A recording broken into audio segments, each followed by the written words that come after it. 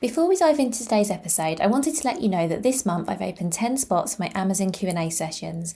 These are a focused 60-minute call where you can bring your biggest Amazon challenges and leave with clear answers, or we can even use them for Amazon training. The calls cost £149 and you can get a spot through the link in the show notes. Welcome to the Bring Your Product Idea to Life podcast. This is the podcast for you if you're getting started selling products or if you'd like to create your own product to sell.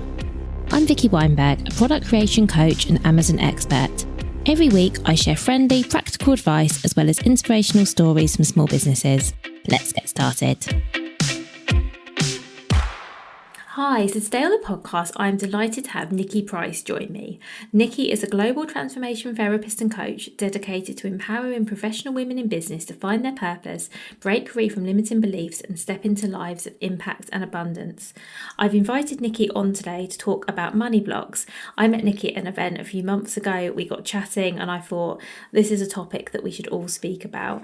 So Nicky, in this episode, talks about some of the ways we might be sabotaging ourselves and our businesses when it comes to money and the money that we receive.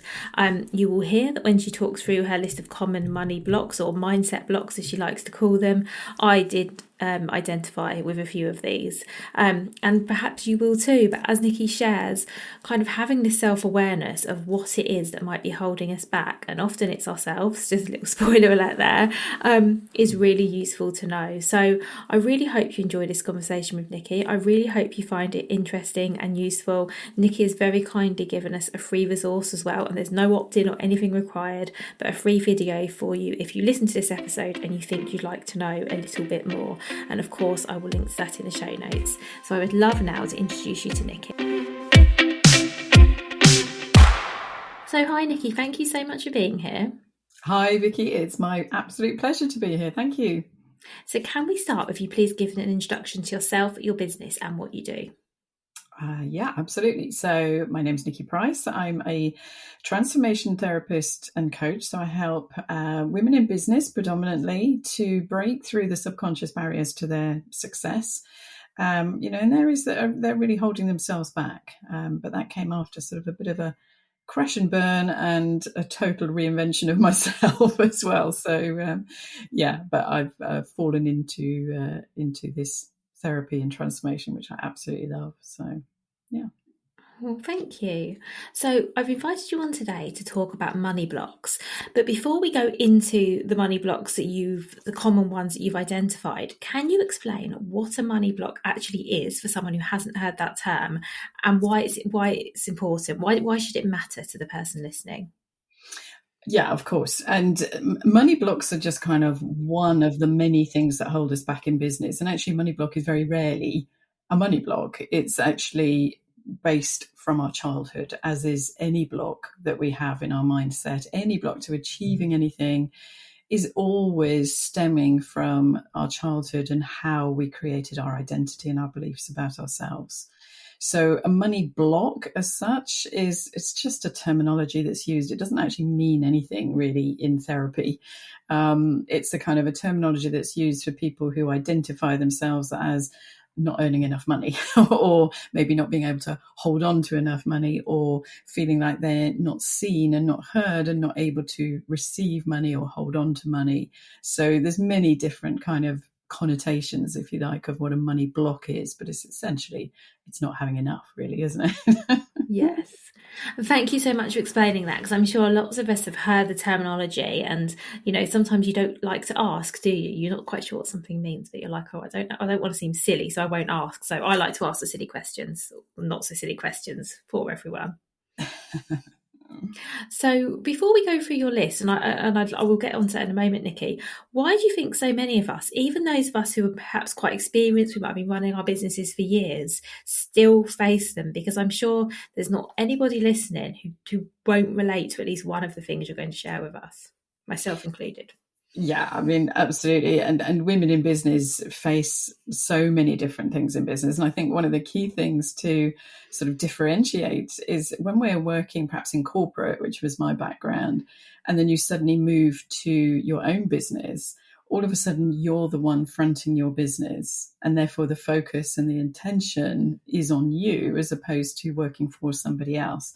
And so anything that kind of hid away quite nicely behind a regular paycheck and getting something, um, you know, happening all the time every day to you that you get used to, and being in those habits, all of a sudden you're the one that's having to motivate yourself to decide what you do each day and to manage your money. And for people who've not been taught how to do that, then it can be a telling time, of it's just skills that we perhaps haven't learned. So there's a mixture of skills plus the deeper work, which is what I do, which is the subconscious work. Thank you. I mean, I think running your business is really exposing, isn't it? I know when I first started my first business, I made so many mistakes around money, and I'm sure I'm still making mistakes today. And looking back, I think a lot of it was because I just had no idea what I was Mm. doing. Because as you said, I'd also come from a corporate background where every month money arrived in my account and I knew exactly how much I was going to get and I knew exactly what I needed to pay out. And there was a lot of security in that. And then suddenly, when I was responsible not only for the money that was for me, but for the money that had to go into my business, I just found that so hard to manage. Exactly. And it is really hard because, as I say, we are not used to having to put ourselves out there in order to get money or to receive money. And that could be one of the first blocks, actually, that, how do you receive in general in your life? Are you the type of person who overworks, overgives? Because if you are, you're probably got a bit of a block to receiving. How do you receive gifts? How do you receive somebody doing something for you? How do you receive compliments? And those people that kind of brush them off or push them away are probably the exact same with money. They're not going to be open and welcome and receiving. It's actually all about energy. It's nothing to do with a actual physical money block. It is to how we receive in general, because money is just like anything else. It's just that we make it so powerful because it means so much in our lives, that we make these stories around money and we make these beliefs around money, that it makes, some people nasty, that it makes some people good. Money doesn't do any of that. All of that is inherently within us. And it all goes back to our childhood and our programming years, which were actually 0 to 7 years old. That was our programming years. So what we learned around money in those days was really how our patterns are playing out. And unless we interrupt those patterns and see it for what it is, then we're just going to get stuck playing the same record over and over and over again. That makes a lot of sense. I mean, I was listening to another podcast recently, and someone that was talking of the example of that when she was younger, she picked something up, some money off the street. Sometimes you might find a coin, and she picked it up, and her mother said to her, put that down, that's dirty, it's dirty, money's really dirty," obviously meaning in the literal Oh, sense. yeah. And she was talking about how she feels like she really took that to heart, and that even as a successful entrepreneur, she finds it really hard to talk about money or to be open about it because she had that programming that it was dirty and we don't touch it and we don't talk about it. And I just thought that was so interesting. And I think if I look back, I think I've probably got some similar examples from my own childhood as well. And you just don't realise how ingrained some of this is. No, you don't. And I think a really good indicator is how do you look at people with money? So if you're at the traffic lights and somebody comes up in a really fast, glamorous, exotic car, what's your initial instinct? Or if somebody comes up dripping in diamonds and gold and in the designer shops, what's your automatic thought when you see people like that? And it's a real indicator of how our subconscious is coping with the level of money that we can receive. In fact, there's a great book called The Big Leap by Gay Hendricks. I don't know if you've heard of it. And he talks about the upper limit of what we feel we are worthy of receiving in our life. And it's not just money, it's, success, it's love, relationships, all of those things. And again, all of those things are determined by the beliefs that we create about ourselves in those early years between 0 and 7. And it's all around how our needs were met by our parents, what we saw around us, the environment that we grew up in, and what we heard and saw a lot going on around us. And so really to understand what your thoughts about money are is, well, what's your current state with money? Because if you're not where you want to be, but you're doing well, then you're on the right pathway. But if you're hitting an upper limit every month, and this was me, by the way, in my first business, I hit the same limit every month. Didn't even realize it because you've got money coming in and going out, and you don't really realize until you do your tax return. You think, oh, look at that. And I'd hit the same limit that I was earning in corporate. I'd never seemed to be able to get above that limit. So it's about expanding your ability to receive and looking at some of the limiting beliefs that are holding yourself back. And they're often not linked to money. Mine certainly won't. That's so interesting, and you're right. That is a great book. I actually have it on my shelf over here. It's a brilliant book, and actually, like you say, it really shows you where you're getting in your own way. Because I think that it's often us that's the problem, not the money or the time or something else. That's what I took from the book anyway. That actually the biggest problem is me. Yeah.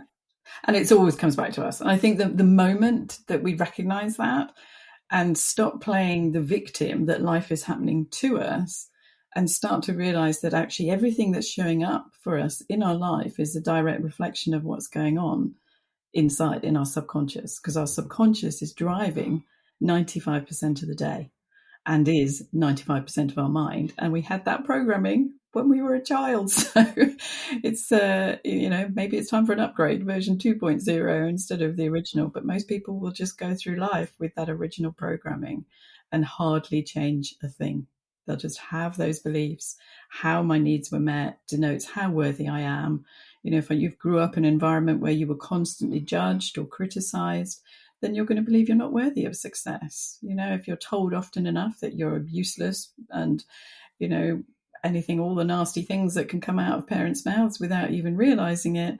And if they're constantly judged, constantly criticized, then they're going to grow up feeling very, not worthy of success. And that creates our upper limit that the Gay Hendricks talks about. Thank you, Nicky. I really feel like you're going to enlighten all of us today as to some things about ourselves perhaps we hadn't even realised. And I think that's a really good starting point. So shall we go through your list of money blocks? If you want to go through one at a time, and then we can sort of pause and reflect on each one as we go. Absolutely. And as I say, these are not necessarily always linked to money, but they're the ones, the patterns. There's loads of books around this sort of thing, and the blocks vary, but these are the ones that measure up with what I see in my practice, very often. And so I've got a list of them here. So the first one is shame. And that's really around, I'm not feeling worthy of wealth based on what you grew up in, how you believe about yourself, what you were told about yourself, and what you believed about yourself based on experiences. So that's number one. Number two is that money is evil.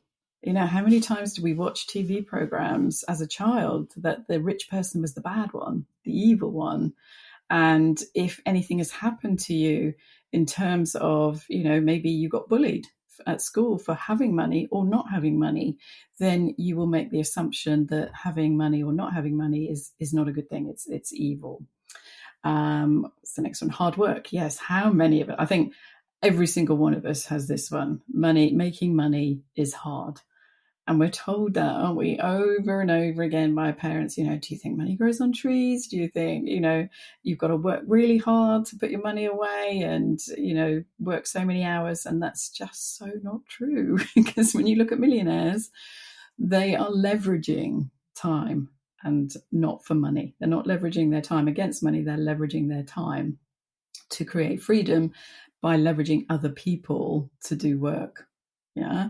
So the people that work the hardest, if that were true, the people that work the hardest would be the wealthiest. And they're not. They're really not, are they? So hard work, making money is hard. Trust is a big one as well. I don't trust myself with money. If we've ever had money and then lost it or done something stupid, and who hasn't? Everybody's had a disaster, or you bought something that perhaps you didn't want, and then you stop trusting yourself with money. Or maybe you got an inheritance and you let it all slip through your fingers. And really, that is about our subconscious ability to hold on to money based on our belief. But that is nothing, again, to do with actual money. But it's why most lottery winners are broke within sort of 3 to 5 years after winning the lottery. It's because their subconscious hasn't caught up in terms of having the ability to receive. So that's trust. Safe. This is another big one. Feeling safe to hold on to money. And that's very often linked to childhood bullying again. It's not safe for me to have this money, to have it or not to have it. It's about feeling safe with money. Maybe money got stolen. Maybe money just wasn't a good thing. Bad things happened to you and you've made the association. And what's the last one? Oh, yeah, the last one is money just leaves. And that's kind of synonymous as everything leaves in my life. Partners, money, everything in my life just doesn't hang around. And so, as you can see, all of these are actually not very much to do with money itself. They're to do with our belief system, what we believe is safe, and what we believe we're worthy of having. And those are kind of the biggest links, if you like, to money. Yeah, thank you so much. These are more, I guess they're more mindset blocks than anything, aren't they? Yeah, totally. So, and we don't need to go through all of these, Nicky, but perhaps just take one or two, and maybe you could let us know how might these show up day to day for somebody, particularly somebody that's running a business, because I feel like lots of us would have listened to the list and said, oh no, that's not me, that's not, or maybe we will have said that's me. But for those of us who are sort of saying, oh, does that apply to me or not? Could you give us a few examples just of how this might show up so that we can see if we can recognize Yeah, I'm ourselves? trying to think of probably the most common one. I think the most common one really is all going to be around the money doesn't seem to come to me. I just don't get enough. I can't receive it. And I say this is very much linked to our own self-worth. So it will play out that maybe in your business, if you're trying to put yourself out there, if you've got a product business, if you're trying to put yourself out there, you're trying to do adverts, you're being shown things that work for other people, but they don't seem to work for you. You seem to have this block on being seen, being heard, being able to receive, and being able to hold and bring in the money. So it's not even arriving. So it's not leaving. It's just not even arriving. It's not coming to you. So it's kind of like there's this whole invisibility thing going on. And the root causes of all these kind of things are so wild sometimes. To me, they make perfect sense. But to, kind of somebody who is sitting there just thinking, well, why is it not coming to me? I don't understand why I just don't seem to get seen. It's because your mind has made an association somewhere in the past that being seen, being heard, being able to receive abundance is not safe. So, the root cause of everything that we ever hold in our lives that is not good is down to two things: being hurt or scared in the past and your mind is creating some connection between what you're trying to achieve and what you're able to achieve. So it's basically your conscious mind versus your subconscious mind. So in your conscious logical mind, you're saying, I want to earn this money, I want to sell my products, I want to be seen, I want to be heard. But if there's a conflict in the subconscious mind that says, no, that's not safe. And it's not safe because you got bullied. When you were 5 years old, you felt shame, you felt horror, you felt hurt. So that is never happening again. And that's what our mind does. In that moment of trauma, whatever it was that happens, if you think about any kind of trauma, you hold your breath. And in that moment, you hold your breath, it gets stored in the body and your body just holds on to it. And that recognizes that level of safety is then stored almost like a little thermostat, then says, right, when you hit that, you're not going to get seen anymore. You're not going to get heard. It's safer to stay out of the way. It's safer to play small. So, it's difficult for some people to see. What you're seeing is the surface patterns. You're seeing the symptoms. And so the biggest thing is about tuning in to where you're getting the resistance. If you're not receiving money, what is the pattern? Because it's not just about money. Where else are you not being seen? Where else are you not being heard? Where else are you not feeling visible? And visibility is if you just don't feel seen at all, that usually stems back to childhood, where perhaps you grew up in a volatile home and you couldn't predict what mum and dad were, what sort of mood they were going to be in. So you learned to just keep quiet until you found out. And those patterns will play forward into adulthood as being hypervigilant, being able to be very observant of other people. And you can have some very good traits out of it, but it also will hold you back. If you're permanently sort of analyzing to see if it's safe for you to do something, and your subconscious has already said, no, it's not safe. We always need to have a back on. You are going to instinctively hold yourself back. And it's subconscious. You don't even know you're doing it, but you are. That's really interesting. Thank you. Shall I tell you, or can I tell you the one that related the most to me? Because this Yes. might be, I can, because I'm very happy to share how it shows up as well. So the one that relates the most to me from the 6 is that money is hard work, because I know that I feel really guilty if money comes in and I feel like I haven't earned it. And how it comes up for me a little bit is with pricing, because if something's very easy for me, even if it's hard for somebody else, I find it very hard to price accordingly, because to me it's easy. So why should I get reimbursed for something that for me is just easy or I enjoy? If I like doing this and I'm good at it and it's easy for me, why should I get paid for that? As Yeah. silly as that might sound to everyone, and I'm aware it might sound silly, I know that's my biggest one. It's so common, though. It's so common because if we have a belief, and here's the thing about our identity. See, the beliefs that we make in those early years, 0 to 7, and we're told over and over again, you must work hard, nothing ever comes easily, you must have it hard. Those beliefs, they create a blueprint in your mind, because 0 to 7 years old, you don't have the logical thinking mind. It's not formed yet. And so all of this is going directly into the subconscious mind. And so in the conscious mind, when that's formed at 8 years old, the subconscious mind then seals shut. So you now have that belief, money is hard work. I have to work hard to get money. So that's sitting there as a belief. And then the strongest force in the human psyche is that we must act in accordance with our beliefs. It cannot be any other way. And if your belief is it must be hard, then you will sabotage any time that it's easy until you change that belief. And so the work, if you like, the inner work to kind of heal that is, well, where did I first hear this? And if I did have to work hard for money, what else did I have to work hard for? And a really good kind of journaling prompt, if you like, is, whose love did I have to work the hardest for in my home? Because you will have adapted your behavior around everything to get your needs met from that person. So if you had to work hard for love from dad, it's working hard for everything. It's not just working hard for money. It's working hard for acceptance. It's working hard for love. It's working hard to have these core needs met. So your core needs is, I need to feel safe. I need to feel loved. I need to fit in. I mustn't be rejected. I must feel connected. It's just a mammal thing. We must connect with our parents. And so anytime that we don't connect, we're making these beliefs, well, it must be me. I must work harder. Yeah. And so whose love did you have to work the hardest to get?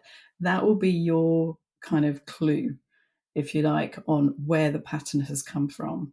Because if your mum or your dad constantly said, or was just emotionally unavailable and very rarely gave you compliments, very rarely was even there. Maybe you have abandonment issues as well on top of everything else. But, if that parent was very hard to show love, then that child is going to think, there's something wrong here. I'm not connecting. I need to get him to show me love. They don't think that it's their fault. They think it's the child's fault themselves. And so you create these beliefs. I'm not good enough. This part of me, I must hide it away, and I must learn to connect. I must do something that will make him love me. So if I work hard at this, and if I'm good, and this is how people become people pleasers, overgivers, underchargers, people who undercharge a lot are usually the overworkers and the overgivers, constantly worrying about the other person, what they think, all the time, because they've learnt to do that. They've learnt to work very, very hard to get that parent to give them and show them the love they need. Does that make sense, that it's linked to your values? Yeah, it makes a lot of sense, and I'm thinking, wow, I'm going to have to go away and journal a bit on all of this, because Yeah. I think I have to listen back. This is really useful. Thank you. No, you're welcome. No, that's really good. I'm going to move it away from myself for a moment, because I would Yeah. love to know, do you find that some of these blocks are more common than others, particularly among business owners? Are there any patterns that you see? Yeah, and when you mix in, so if we kind of take it away from just the money blocks, how many women do you hear sort of, especially when they're moving out of a job and then into their own business, they might say, "Oh, I feel like I'm an imposter," or I mean, a lot of corporate people talk about imposter syndrome. In fact, some of the best known people in the world say they struggle with imposter syndrome. Visibility fears, procrastination, perfectionism. Those two are huge for women in business.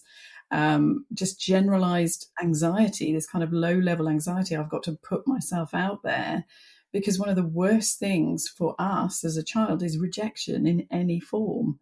And so if we've learned that perhaps just one time we did something in class and we were not perfect at it and somebody tried to pull us down, immediately your mind steps in to try and protect you and says, right, well, we won't do that again. And unless you're constantly doing it every day so that it becomes a new pattern that can then get stored in the subconscious mind, then it's going to stay the same as it was originally, whatever that original pattern was. So yes, overworking, money blocks, procrastination, perfectionism, imposter syndrome, all of those come up very, very regularly. And really, they're just all rooted in a sense of, I'm not good enough. I'm not good enough, so I need to hide that part of me away. There's some part of me that, is shameful or has been shamed in the past, judged, criticized, shamed, made small, made not feel like they're worthy of receiving something. And that's all the blocks that we ever have, really. But any time we have this kind of scarcity about what we can achieve and what we can bring into our life, we're coming from a place of limitations, and we're not limited at all. But it's just moving that from the conscious to the subconscious. You can make all the changes you want in your bless you. You can make all the changes, or try to make all the changes you want in your conscious mind, through motivation, pushing through, hard work. And if you can push through, you will eventually move that over to the subconscious, and it will be your new belief. So you can change, but it's only when there's a deep, deep conflict there that the problems happen. So let me give an example of a money block. I worked with a client recently, and I looked at her business. She had an amazing potential business, supremely intelligent, but she just wasn't charging her worth. And she was earning about 5K a month. And when we worked on her blocks, they were so deep in terms of money. She was born and brought up in a Eastern European country. And then they moved to Germany, and they moved from affluent side to very not affluent side, where she was bullied so much for having, an amount of money, to the point where money to her just was not safe at all. And it was so deeply wired in through so many situations where there was bullying, that we had to literally kind of unpick them all. But she's now earning 40, 50 grand a month. Her business was sound. It was there. The whole structure was there. But that's just sort of so much proof that you can have all the strategy and all the techniques and all the advertising and everything, but it's not going to work if you don't have the belief that you're worthy or it's safe for you to receive. And once we were able to unpick that and plant some new suggestions directly into the subconscious mind through hypnosis, then you're able to move forwards. And that's the way. Thank you. I really like that example. Thank you for sharing that. And thank you for everything you shared. But one thing I'd really love to know is if someone recognises themselves in anything you've spoken about today, because I think that for a lot of us, something will come up where we say, oh, that sounds like me, or I do that, or maybe I've got that belief. Where do we start? What do So we do? that's a really good question. And everything, I mean, I think it was Carl Jung, who's a great philosophist. He said, I've got his quote here actually: until you make the unconscious conscious, it will direct your life and you will call it fate. And so what he means by that is your unconscious is programmed from the early ages, but it's running your day. 95% of your day is being run by your subconscious mind. So until you bring it into your awareness, into your conscious mind, you can't change it, because those thoughts, beliefs, and habits and actions and behavior are all sitting there in your subconscious, creating your outcome. So if you don't like the outcome that you're getting today, this minute is the only time that you can change it. So you have to bring it into your conscious awareness. And that's the first thing. So you notice the pattern and then understand that the pattern is the symptom. It's not the root cause. It's the symptom of what's going on. Let me give you a completely random example of that. So I used to, I've never been an angry person, but I would flare up with anger in certain circumstances. And it wasn't until I did this work that I'd think, gosh, why do I get so angry about that? And I realized I was only ever getting angry. It was always with my husband as well. And it was only ever when I felt like he was trying to suggest I was not intelligent in some way. And this red ball, this red mist would go up and I would just absolutely flare up. And I realized that's, anger is not the problem. It was the anger was protecting the core wound. And the core wound was criticism and judgment in the past of not feeling as intelligent as my sister, who was the golden child, and I was always trying to keep up, was never as good. So that was the core wound, which really hurt. And so if anyone just triggered that, just press that little button by just going, oh, what, are you stupid or something? Oof. And then they go, I was only joking. But you don't. It's the protector that comes out. And that's what we have. So what you're seeing in your patterns in your day to day, if you have the same type of relationships over and over again, it's the same thing. You're seeing the symptom and not the root cause. This is why people go from marriage to marriage to marriage and end up divorce, because unless you heal the first thing, the inner thing, the core wound, then it's not going to change anything. Does that make sense? A lot of sense. It makes a lot of sense. Thank you. And actually, what I took from that is if somebody is recognizing themselves or maybe even feeling a little bit triggered by something, that's actually a positive thing because, as you said, it brings it into your consciousness. So Yes. actually, it's a very, very good thing to suddenly think, oh, that sounds a bit like me. So that's a really positive step. Yeah, because literally most people will just say, oh, I got angry again, so what, and move away.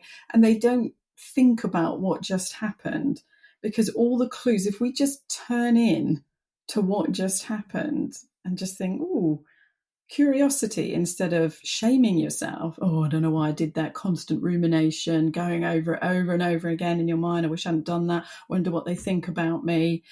Should I post that? Should I say that to that person? That all comes from this place of I'm needing my needs to be met on the outside, but it starts on the inside. You've got to just look at the pattern and turn into it and say, well, okay, I may not have been good enough in those days, but does that mean that about me now?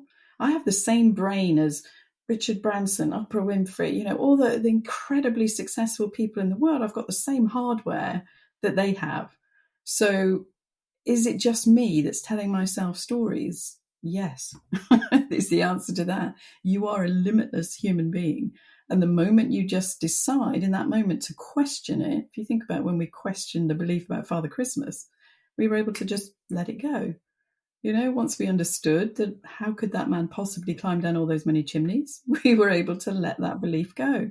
And in the same way, once you question it, provide proof to the opposite, then you're able to start to make the changes.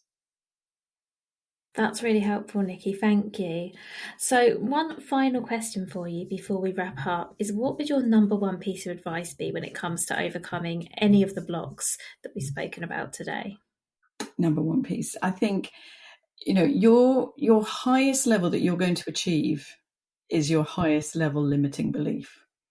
And to understand that you are limitless. So if you are limitless, what story is it that you're telling yourself that you can't do or can't have what it is that you're trying to achieve? And turn into it, back to what we were just saying. tune into it and look at it with curiosity, not with shame or anger or fear or embarrassment, none of those low-level thoughts, because they keep you in a very low energetic frequency. We hear this all over TikTok and Insta, don't we, about energetic vibe? Well, it's very real, not in the way they're all saying it on there, but your vibration, your energetic frequency denotes what you're going to attract back. Every thought has a frequency, and every action and every outcome and what you are saying about yourself. If you just say to yourself, oh, you're horrible, you stupid, why did you do that? It just is a sinking, contracting feeling. But if you just sit there and go, yeah, you've got this. Okay, we messed up. Doesn't matter. Let's look at what I've got to learn from this situation, and treat every obstacle that you come across as a learning, and you won't go far wrong if you can look at it that way. That's brilliant advice. Thank you so much, Nicky. Thank you for everything you've shared. Now, I know you mentioned before we started recording you have a special gift for listeners. Could you tell us what that is, please? Yeah, I just thought I've put together, it's only a short video, it's about 28 minutes long, that just kind of goes into this a little bit deeper, how we form our core beliefs and how we shape our whole belief system that denotes how we're going to turn out, so our personality. And in there I've put 3 of the top ones that affect women in business. And just for your listeners, so the link is mebutfree.com, which is my website, mebutfree.com/Vicky, because this is your program and your podcast, so it's for your people. And they can go and watch that. There's no opt-in required on that. They can just watch that. So I hope they find it interesting. That's brilliant, and that's so kind of you. Thank you so much, Nicky. Thank you so much for listening right to the end of this episode. Do remember that you can get the full back catalogue and lots of free resources on my website, vickyweinberg.com. Please do remember to rate and review this episode if you've enjoyed it, and also share it with a friend who you think might find it useful. Thank you again, and see you next week.